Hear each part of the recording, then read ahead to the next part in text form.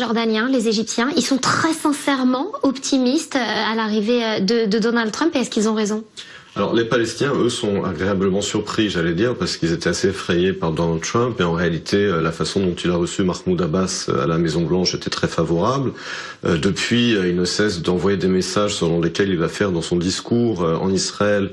Il va réitérer, comme l'a dit son conseiller à la sécurité nationale, il a parlé d'une self-determination, d'une autodétermination pour les Palestiniens. Donc tous ces messages semblent effectivement très favorables aux Palestiniens. D'un autre côté, n'oublions pas quand même l'histoire des négociations israélo-palestiniennes ces 2 dernières décennies, où à chaque fois il y a eu finalement des refus palestiniens, que ce soit à l'époque d'Arafat ou de Mahmoud Abbas avec Ehud Olmert.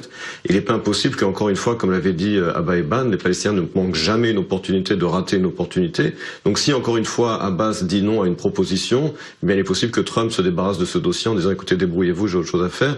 Donc optimisme des Palestiniens, oui, mais d'un autre côté, l'histoire du conflit ces 20 dernières années pourrait confirmer le fait que, comme l'avait dit encore une fois Abba Eban, les Palestiniens ne manquent jamais une opportunité de rater une opportunité. Merci beaucoup Emmanuel pour vos explications.